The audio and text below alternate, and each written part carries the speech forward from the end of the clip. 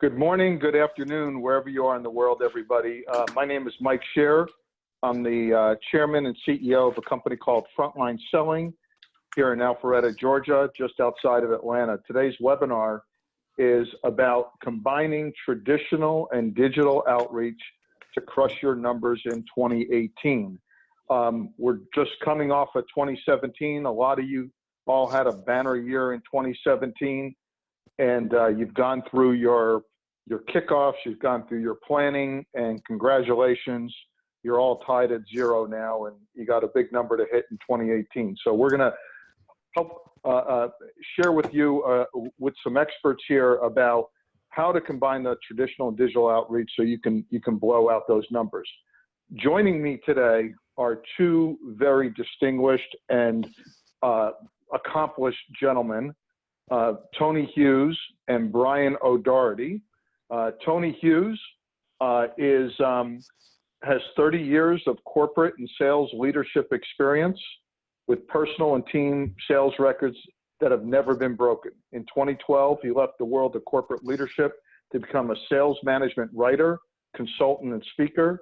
His recent awards include being cited as the most influential person in professional selling within Asia Pacific by Top Sales World, currently ranked the #1 sales blogger globally by both Top Sales Magazine and also by Best Blogger Sales Awards, currently ranked the #3 expert and global thought leader on LinkedIn. Tony is also a best-selling author. He is the most read person in LinkedIn on the topic of B2B sales leadership.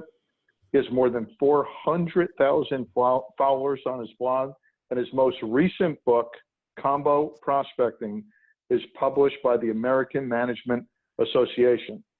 Tony's first book, The Joshua Principle, just an awesome read as well. Tony teaches modernized selling within the MBA program at the University of Technology at Sydney, sits on a number of boards, and is chair and CEO mentor group with Leadership Think Tank. And Tony speaks at conferences internationally, and his consulting clients include some of the best known brands in the world. Tony Hughes, welcome to our webinar today. Thank you, Mike. It's got to be all downhill after that introduction. There you go. Well, we also have Brian O'Doherty, who's the CEO of Novatech Ventures. Brian is a senior executive with tremendous experience in building young and startup ICT companies to maturity, including his own. For 2 decades, he was promoted through sales, marketing, and general management roles in the Australian Technology Center, and then determined to bring innovation to the provision of outsourced sales and marketing services. Brian founded a stellar organization, Novatech Ventures. Its finely honed lead generation methodology is now in use for many companies, including its sister organization, Sales as a Service. Brian O'Doherty, welcome. Good to talk to you. Thank you very much, Mike, for that introduction. Excellent, excellent. Well, guys, you know, what I really wanted to do for everybody is, as we, talk about, and if you could advance the slide, please, all right, and one more. What we'd really like to talk about are 3 things, right? The first is the 3 things you need to consistently do in order to crush your numbers in 2018. We're going to talk about the key to getting appointments via the phone and leveraging an organizational social DNA. Some of you might be hearing that term for the first time. Organizational social DNA to your benefit to get those critical sales appointments with executives, and then building awareness and kickstarting relationships with the effective use of social. Next slide, please. So what I'd like to do is start with Tony and just build that out a little bit more. Tony, I hear a lot about and read on LinkedIn. There's a lot of blogs that talk about, cold calling's great, social selling sucks. You read the very next blog, it says cold calling's dead, social selling's great. And, in reality, if you're going to be effective, particularly in 2018, you really need to meet buyers where they are and communicate in the way that they're communicating. And if you could build this out, right, where you're talking about the three main communication protocols, which are digital, human-to-human interaction, and social. Tony, isn't that a lot about what your book, Combo Prospecting, is all about? And can you shed a little bit more light on that? Yeah, Mike. Look, I was one of the people that got on the bandwagon of social selling early. I was writing a lot about it 4 years ago. And the reality is that the way people buy is changing, and it's not just because we've got Gen Ys and millennials that are coming through the staff ranks within buying organizations, but everybody's just incredibly busy, and we know that people normally begin their buyer's journey with a search online. So social is really important, but the thing that horrified me myself was as I really promoted modernized selling techniques, really embracing social, what I found, and I guess it's really human nature because people fear rejection, and they tend to treat the phone like it's covered in spiders. So what happened was people just went full bottle, all in on social and neglected the phone. And the thing we know today is that email on its own will never yield the results that we need. Social on its own doesn't yield the results either, and phone on its own won't. But what does deliver results is the right combinations. And the thing that I just found is that if you can drive outreach where you have at the most basic level, the minimum thing that people need to do is that they need to make a phone call, leave a voicemail, and then send an email. That's the most basic combination of all. I'm not the first one to identify that. It's really just common sense. But then what the best sellers do is they even go beyond that. So they'll potentially send a Twitter direct message, they'll send a text message, they'll send a LinkedIn email. So they'll use combos beyond just the basic three. But even before all of that, the big thing that I see out there is that salespeople have really lost the art of having the right narrative. So the only way salespeople will be confident in driving the combinations of outreach that it takes to be successful is if they've got the right narrative. If they've got a conversation that's all about their customer and their customer's world, both pains and pleasures, in other words, problems they need to solve and opportunities that they can take advantage of. Unless it's all about the customer and their world, they've got the wrong narrative. So that's the most fundamental combination is digital, human to human on the phone, and then social.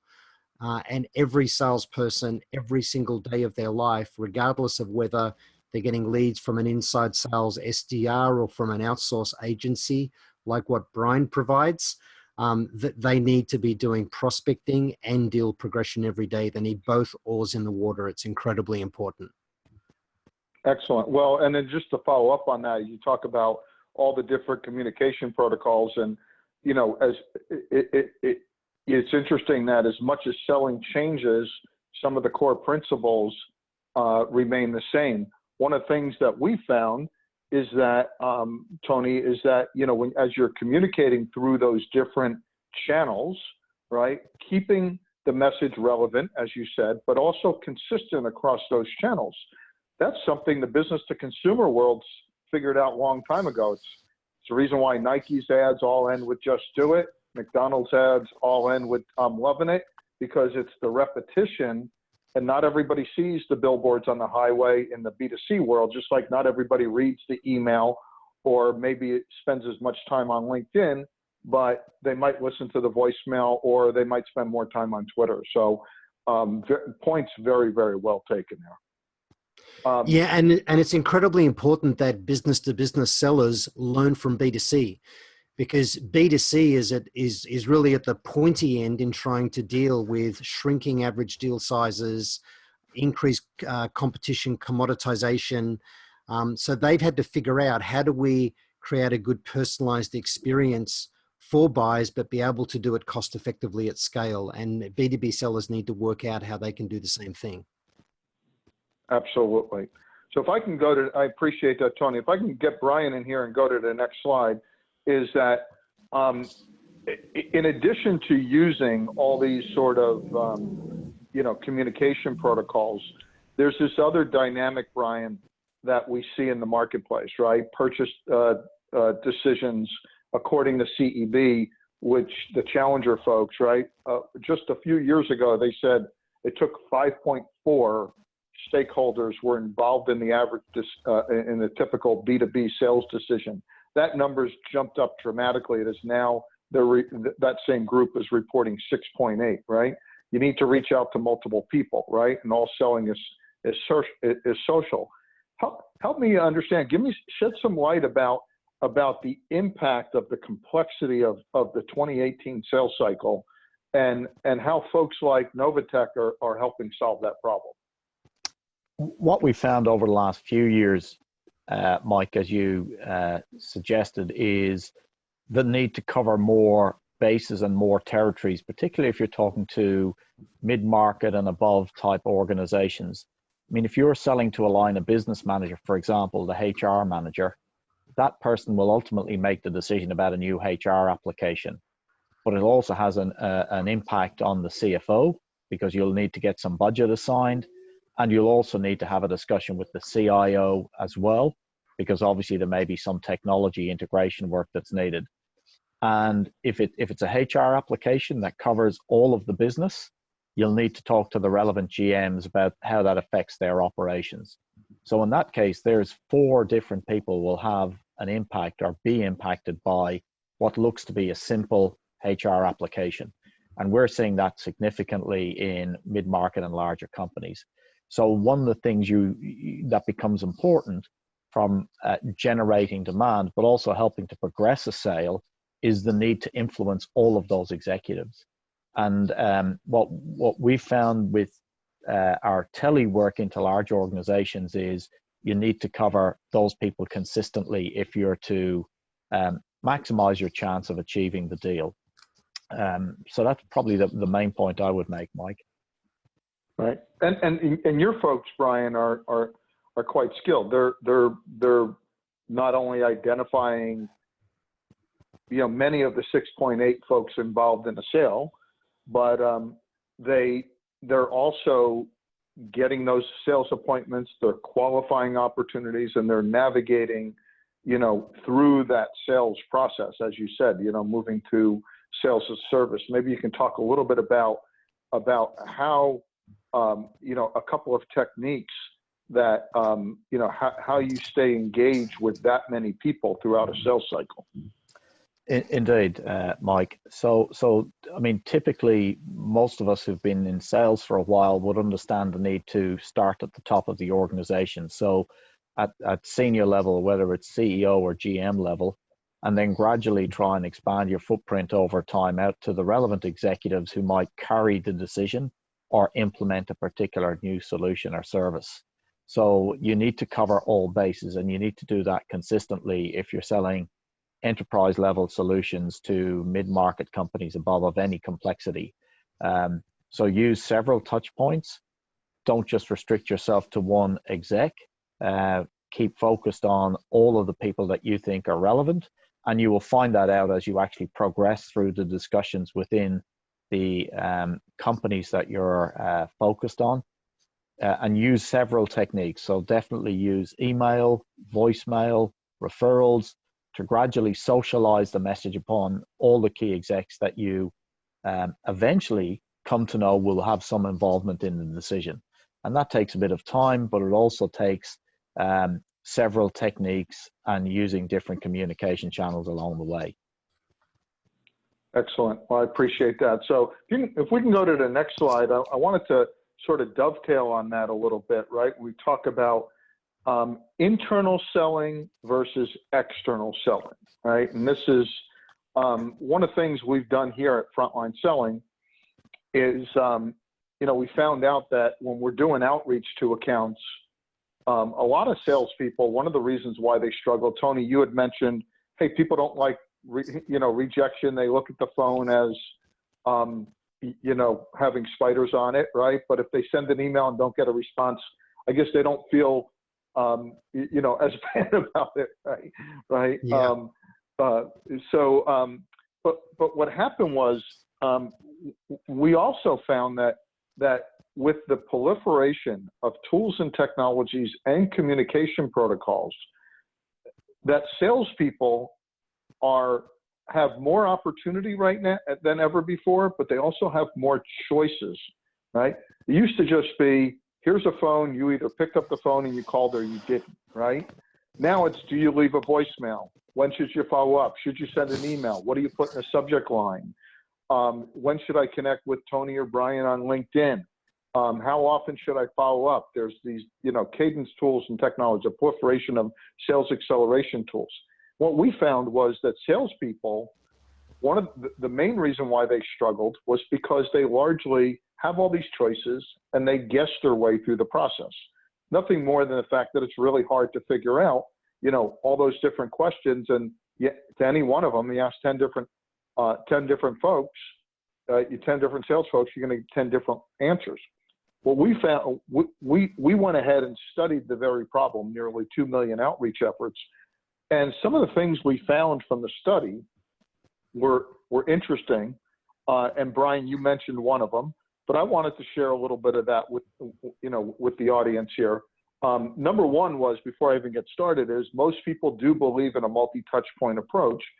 And, Tony, your combination prospecting, actually the study we did validated that using a multi-touch point approach was absolutely, the best approach. But not every multi-touch point approach worked equally well. Brian talked about starting at the top of the organization.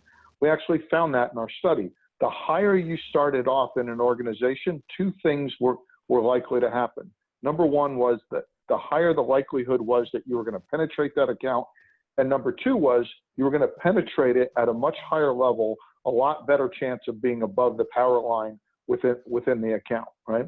The other thing, again, Tony, as you mentioned, right, having that, being able to pick up the phone, voice touches matter just as much as digital ones. As a matter of fact, starting with a voice touch before a digital touch actually worked more effectively than vice versa. A lot of times we see these cadences, right, with, the proliferation of those, a lot of tools and technologies to automate sort of outreach. Well, what's the right cadence? Well, the best follow-up cadence was every 3 days.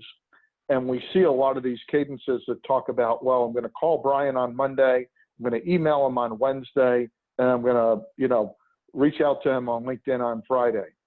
Actually, what the study showed was that clustering the touches. So if I called Brian, I emailed him, and I did a LinkedIn connection, much like Tony, as you described in your book, the study actually validated clustering touches in a single day and following up every 3 days with another cluster got much more impact, right? And it makes sense because you're meeting people where they are. But the most interesting thing that we found of the study is that while people who use social selling, and Tony, I'd like to get I'm going to get your thoughts on this in a minute, is as we do outreach through social selling through LinkedIn, we think we know who the right person is. But not only social selling just doesn't happen via LinkedIn. There's this other socialization that happens inside the virtual four walls of an organization, right? They have their own 3-letter acronyms, their own formal and informal social structures. That's known as the social DNA of the organization. So if I were reaching out, let's say, to Brian as the CEO, right? He may not be the right person, but he's going to perhaps navigate me to the right person. To the right person. The problem with LinkedIn, I get awareness, but let's say Brian wanted to navigate me to Tony, right? Inside the same company, they don't use LinkedIn or Twitter to communicate with each other. What do they use? They use digital, i.e. email, and they use human-to-human interaction. So that's what we found, is that if you leverage the human-to-human, the digital, and the social together, you can not only take the external social selling, but also the internal social DNA and be able to activate that within organizations. So if we can go to the next slide here, what I'd like to ask you, Tony, is effective use of social. Now, I know it's easy to talk about all the benefits of social, and maybe you can touch on those, but where might you see some of the limitations, Tony? Yeah, Mike, everything that you've just said is bang on the money. And just to back up a little bit on what both you and Brian are talking about, because it's so true. One of the things that sellers are dealing with today is the rise of consensus-based decision making.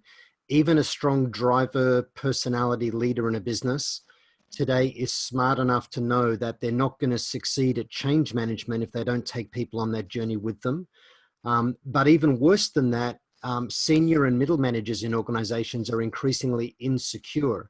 The average tenure of the sales manager and the marketing manager in organizations is trending worse every year. So, they don't want to go and make a decision unless people are on board.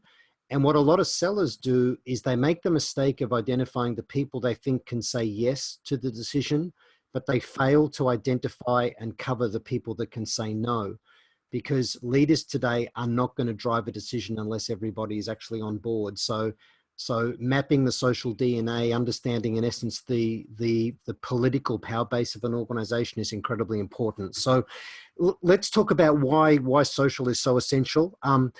At the most base level, social is an incredible research tool. So, LinkedIn has given this incredible gift of this self-weeding database where either vanity or the law of self-interest causes people to keep those contact details and history up to date. And the fact that we can find the weak ties between our organization and theirs, people in our network that may know people in their network, is incredibly powerful. So the hallmark of someone who's selling strategically, in my mind, is that they absolutely do their research. So social is very powerful from a researching point of view. The next reason it's powerful is 3/4 of buyers will research us before choosing to engage. So, and the big question is, what do they see when they look at us online? And they'll obviously maybe do a Google search, but a lot of people will just go and look at us in LinkedIn. So what we need to do is we need to make sure that our LinkedIn profile, that we treat it as a personal branding microsite, not as an online CV. So we want to talk about the value that we offer people in terms of business outcomes that we can help them achieve. And we want to talk about the business values by which we operate. And part of that is to do a little bit of social publishing. I know it's very controversial about whether salespeople should write or not write, but they can certainly start to share the content of experts that are relevant to their potential audience. So that's really important. And then the next reason social is so key is for monitoring trigger events. The truth, the timeless truth in sales is that the fastest path to revenue comes from referrals and trigger events. So a referral will help us to begin the relationship with trust, and a trigger event will enable us to begin the conversation with context. And monitoring social is a great way of actually doing that. So there's a few other elements or pillars within social selling that we don't really have time to cover. But the thing is that as we do the research, and as we run outreach, the thing that you said, Mike, is so true, is we really should have the phone as the center of everything that we do. There's nothing more powerful than the human voice connecting with somebody. And it's the combinations in succession. So I love the fact that your research, and I actually reference you in your research in the book Combo Prospecting. I think you referenced 6 times in the book. So your research is incredibly solid. But I appreciate that. Yeah. Yeah, but it's really good research. It's evidence based. But contacting somebody, in my view, if you're serious, at least once a week. You don't want to be doing it every day. They'll end up really not liking you, but at least once a week. But run those little combinations, because what the person on the other end thinks is they go, "Wow, Mike is determined," and his narrative that he's giving me seems like I can get some value out of a conversation. So he's determined he deserves a response. And in my mind, they typically tend to respond to the email. If you go phone call, voicemail, email, they'll respond to the email. And what sellers need to do is then jump back on the phone. As much as we can, always default back to human engagement. Yeah. And then I'm going to follow up with that, right? And it's something you actually said earlier, right? When you talked about, the fear of rejection. One of the things that we found is that salespeople often confuse a lack of response with a lack of interest. And I think what you said earlier was people are busier than ever, and I look at my own life, right? And how many things do I not get to before the end of the day that I intended to get to when my day started, right? And one of those could have been your prospecting email, Tony, right? Where I may have read it and marked it as unread, or I listened to your voicemail, but I saved it because I just didn't have time to respond to you, right? Is that something that you're seeing as well? Yeah, it is so true. Being ignored is not the same as being rejected. People are just busy. And we know that it can take up to over a dozen attempts before we'll get engagement with somebody. And yet the average salesperson gives up after about 3 because they confuse someone being busy resulting in them being ignored with them actually being rejected, and they're not being rejected. They need to be persistent. Wonderful. Well, I want to turn, and I appreciate that, Tony. I want to turn it back to Brian, if we can go to the next slide here, and really talk about, Brian, you have very specific case study information, use case information on effective use of social, right? And talk about, things like, Tony talked about a value-centric LinkedIn profile. Don't say you're a quota crusher when the purchasing agent looks at your profile, right? Right. But tell us a little bit about some of the best practices, Brian, in terms of LinkedIn or just social best practices that that you can share with the audience, as well as how that might have manifested itself in some client accounts. Indeed, Mike. We historically have been an agency who's helped our clients through the exclusive use of phone-based prospecting since 2004. And obviously, as digital marketing and social came to the fore in the last few years, we looked at which of the digital practices were most effective. We found email marketing in the first instance for new business lead generation was actually quite poor over the years. If you don't know who to talk to and you don't have their email address, it's very difficult to use email marketing effectively. There is a place for email marketing, we found, in nurturing once you've spoken to somebody. But when we looked around to one of the comments that Tony mentioned, the thing that struck us about LinkedIn is the intelligence that's within the LinkedIn database. And that allows you through Sales Navigator to accurately target a particular type of organization and buyer. And another point that Tony made was what we were able to do is look at our LinkedIn profile and our staff and orient that towards the people that we're trying to influence around the solution that we're trying to promote. So in other words, create a profile that was relevant to your audience. You then have the ability then to reach out to those individuals.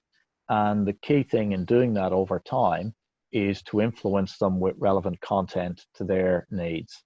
So if you do that, what we found is you actually then get good connection rates and you get good recognition rates. And at some point in time, you can then look at trying to convert those into a meeting, whether that's a face-to-face meeting or a phone meeting. We found either of those techniques worked, but it was a combination of the intelligence in the database, consistent use of reaching out, good content that was relevant to the audience, and then the ability to connect to those audience made LinkedIn an effective way of reaching out. What we then also found is if you then added a tele component onto the end of that process, that actually worked well. And we were able to get greater number of meetings for our clients over a period of time. That was what we found in practical terms, Mike. Perfect. And I think if we go to the next slide, we can certainly talk a little bit about what that looks like from, in a real life use case. Maybe you can tell a little bit about one of your clients, an SAP partner in New Zealand. This was actually the first instance where we really tried to combine the two different tactics, Mike. It was an SAP partner based in Auckland in New Zealand. We'd worked with this company before, very professional, selling a very relevant solution to the New Zealand market using tele campaigns historically for us. And when we wanted to test out how we could combine LinkedIn and social selling with our tele work, we approached them. They had a need to reach out to companies in the mid-market in New Zealand. And, you know, I'm sure everybody who's familiar with New Zealand will know that New Zealand is fundamentally a market of small to medium businesses with a few large enterprises. So what they needed to do was get much greater coverage of accounts and within accounts. So what we were able to do using LinkedIn was identify the right individuals in key accounts, 1,650 as you could see here. We were able to establish connections with a very high proportion of them, close to 60% over a few months. We then looked to run a webinar that reached out to those people. We got good registrations and we handpicked the accounts that we wanted to invite. When we did that, we got a good hit rate on registrations and attendees at that webinar. So we got a certain number of meetings for our client, which they were very happy with as a result of using LinkedIn in effect in that way. What our client commented upon was this was the most effective marketing database they'd ever built. What we then did following on from that is we then also handpicked a smaller number of accounts, 28 accounts, that our client knew were definitely good candidates. And we used the connections we'd built and the relationships and individuals we'd identified to do some tele follow-up work, starting from the top down, Mike, as I mentioned. And out of that came a second group of meetings over a period of a couple of months. So overall, we were able to get a very good set of introductory meetings at senior level in a large number of accounts using a combination of social and tele. Excellent. Just great results in a very, very short period of time. And that, like you said, that the most underrated part of it is probably the database, because that sustains for a long period of time to go ahead and, drive, additional follow-up conversations and nurture conversations. So if we can go to the next slide, please, just as we kind of wrap up, what I'd like to do is just, really summarize, very, very simply is using that combination approach, right? Phone, email, and the human-to-human interaction. And one of the things that there's a Harvard Business Review article that came out by a gentleman by the name of Steve Martin about a year and a half ago. And there was a study done, and it talked about what separates successful salespeople from the weakest. And, they talked about the skill sets, and very specifically, the two skill sets that separate them were verbal acuity and situational dominance. So that really goes to adding that voice-to-voice aspect to your outreach. Is being able to verbalize is, a critical success factor in any aspect of sales, whether it's sales development work or even downstream sales process. The key to getting appointments is leveraging that social DNA. Deals are much more complex. You need to cover multiple people in an account, as Brian said. You need to touch them multiple times. You need to follow up in the right kind of cadence and frequency and interval. And don't confuse a lack of response with lack of interest. And then leveraging social to build awareness and kickstart those relationships through using those social platforms. If we can go to the next slide, what I'd like to do is just two things, Tony. Number one is how can people get a copy of your new book, Combo Prospecting? And then after you hand that off, what a final thought or two to share with the audience? Yeah, so you can get Combo Prospecting from Amazon, also in bookstores, but on Amazon it's available as a paperback, an audiobook, and an ebook. And the parting comments from me are, for every seller out there, just make sure that every single day of your work life, you've got both oars in the water. You begin your day by prospecting and building pipeline. And then you also make sure that you do the things that create progression in those opportunities. Having both oars in the water every single day, at least an hour or two of prospecting activity to build pipeline is the only way to smooth out your revenue performance and actually become predictable within your own business. Perfect. And Brian, B. O'Doherty at Novatech Ventures. If you need some help, particularly in the ANZ region, Brian's your guy. Brian, any parting thoughts for the audience? I think just echoing what Tony had said, Mike, keep at it every day, be consistent, focus on generating pipeline as well as moving deals through the sales process. Is what we found really works. It's the drip feed side of marketing. Excellent. Well, guys, thank you very much. I think you guys have shared some very concise, actionable, and practical advice for the audience that they can begin to put into place right away and start building up that pipeline, start engaging with those prospects, selling deals, and crushing their numbers in 2018. I'm Mike Scher. You can reach me at mscher@frontlineselling.com or at frontlinemike on Twitter. And it's been my pleasure working with you two and bringing this content to the audience today. Thanks, everybody, and have a great day. Thank you.